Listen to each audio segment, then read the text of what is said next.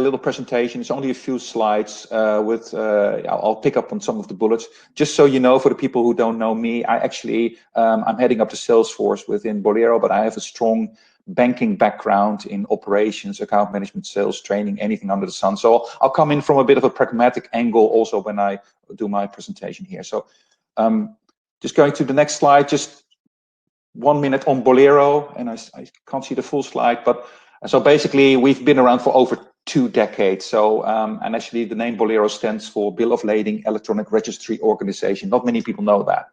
We started off as an initiative within SWIFT, and since then we have been, as we always call it, bridging the financial and physical supply domains. So we cover the corporate to bank communication on, for instance, letters of credit instruments, but also we enable the actual utilization by means of e-presentations and the use of electronic documents. Our clients use anything from open account transactions, but we're also connected to blockchain initiatives. And we are currently rolling out our new technology stack, which is called Galileo. And basically, if you've been around for 20 years, you have to take one point where you say, okay, to ensure we're future-proof and to incorporate all the feedback we've got from the clients, corporates, banks, anybody, over the last 2 decades into a new technology stack. So we make sure that the user experience is, at par, at least with competition. If not, we have gone a bit further as well.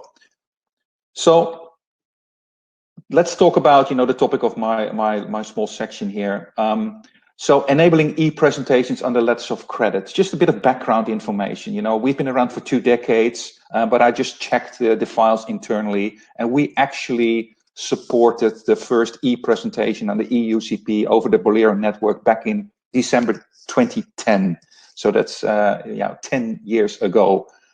So it has been done, it has been around, it is a common practice, as you see in the second bullet, in quite a few areas around the globe. Unfortunately, now it had to take a tragedy like COVID-19 to suddenly create interest with many more parties around the globe. And I mean, not just the banks, but also especially the corporates. To see, okay, we have to move away from paper, and this is probably the accelerator needed for the business to move. What we also will notice, and I'm pretty confident of that because you've seen that also in previous crises, is that in times of global turmoil, risk will go up. So people will tend to start falling back on things that they know, which are, of course, the letters of credit. So I expect personally, based on my background, to see an increase in letters of credit. Probably, the average value will go down a bit, but you will see a lot more over the next coming months. And of course, to Gadi and to the other speakers as well, what you will see is that e-presentations will go up, and we already see that happening right now, especially in the open account space. We already see it, actually. And we also see the first signs that it's now also picking up under the bank transactions, and I'm sure that is a trend that will continue. And to Gadi's point, once you go digital, you will not go back. I also would like to stress, also to Dave's point in the beginning, that banks have resorted and thankfully guided by ICC to BCP processes, to business continuation processes or procedures, with workarounds to handle copy documents via email or via FileX, the SWIFT way of submitting documents between banks at least, and also between corporates.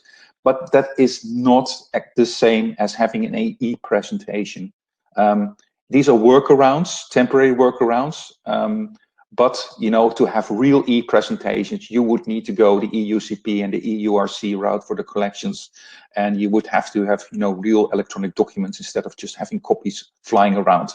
So it's fine for now. It serves a purpose, but I think it also urges the fact that one needs to look beyond the initial impact of the crisis and prepare for the aftermath and maybe even the second wave coming in. So another thing, and I've been fighting this battle with banks and corporates and carriers for, I would say, the last decade. Adoption of e-presentations and electronic documents still requires a paradigm shift for many. Many, I mean banks, especially banks, and you have to rethink how things have been done in the past. As I said in the beginning, we combine the financial supply chain and the physical supply chain. What I noticed with a lot of bankers and a lot of, and I'm getting gray as well, so, I'm guilty. Many are stuck in their old ways. They think that a letter of credit can only work, if all the documents are original, if all the electronic documents that are presented are, legally accepted all around the globe or can be used all around the globe. The letter of credit is a payment instrument. It is a risk mitigation, and also it can be used to obtain financing, and it is a conditional payment instrument. So as the practitioners know, a letter of credit can be payable against a simple thing as even an invoice. You can make it as simple as you want to. Of course, you would like to have some proof of performance. You would like to have, for instance, a title document passing. So I would say the bare minimum would be, have an invoice and have an electronic bill of lading in it. Also from a physical supply chain, you have to work with your clients to see, okay, which documents do you really need to support transaction? When do you need them? How do you need them? Can they be digital? Does the local port or the customs authority, accept an electronic document? And if they don't, do you have a process in place to cover that? My point here on this slide is that, a part of the paradigm shift is that one has to accept that it's a digital transition phase. The world is not completely digital yet. We have to think about ways and workarounds to make things work. Like, for instance, sometimes you would have to have still a paper bill of lading at the port of discharge because for whatever reason. Fortunately, we see that things are changing rapidly at this moment as well. So think about accepting the way that not everything is perfect yet, but you have to go on the journey to get it done. And unfortunately now with the crisis, or fortunately now with the crisis, there is suddenly a push, even at local level, at ministry, governments, or authorities that are finally opening up to go digital quickly as well. So it works. So let me go to the next one, and this is my last slide. So what are the things to consider? One of the main topics to consider. If you start to work with electronic documents and e-presentations, it requires a solid legal framework and a rule book. It needs to be governed by rules and regulations, so everybody knows what is my role, what is my liability, how do I have to handle something. Why can I use an electronic document around the globe? Why can I present it to a bank? Why will the bank accept it as a presentation under a letter of credit? So regardless, how things are covered in local legislations for electronic documents to work amongst the parties involved, you need a solid legal framework. Also, the way you transfer these documents. I know there's a search in using emails. How secure are the emails, right? And also, if you send a document over email, can it be tampered with? Can it be, altered? So ideally, when documents go from one party to another party, you want to make sure that it's still the original document. And ideally, of course, that there's also a title registry, which we have, of course, as well. If you work with the letters of credit themselves, the traditional ones actually work perfectly for e-presentations. However, you have to look into the wording of the letter of credit. Some things have to be different when you enable e-presentations. And of course, you have to make sure that the applicable rules are mentioned there. In our case, of course, the EUCP, the 2.0 version.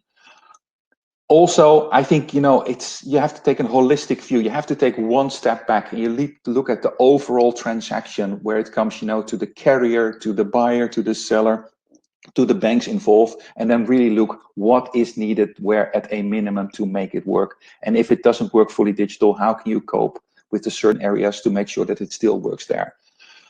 What I also see from a financing perspective is, if banks, finance, and especially also in letters of credit, they also tend to finance a lot. What we have as well is the EBL pledge functionality, where you can pledge a bill of lading. And, when it's pledged over Bolero, you can be sure you're the only pledgee holder at that moment in time, because they can only be pledged one at the time. So that's why we have a title registry, which covers that pledging functionality as well. And also, two final statements. Corporate clients they will use multiple carriers, they will use multiple trade lanes, they will use financial institutions. So I think, you know, having the network, having the connections, being able to flexible to move with your clients, and also see, yeah, sometimes they will use open account transactions, sometimes they will use a letter of credit, or they will use other instruments, maybe even blockchain instruments. So it's important to be connected. And the last bullet I would like to say, it's not about technology. It's not just about technology. It is about adoption. It's about trust. You know, does it work? Has it worked before? Can I use it? And it's about the user experience. It needs to be simple. It needs to be easy to use. It needs to be clear, and it needs to make have clear advantages to the clients. So I think that's about my 10 minutes, hopefully.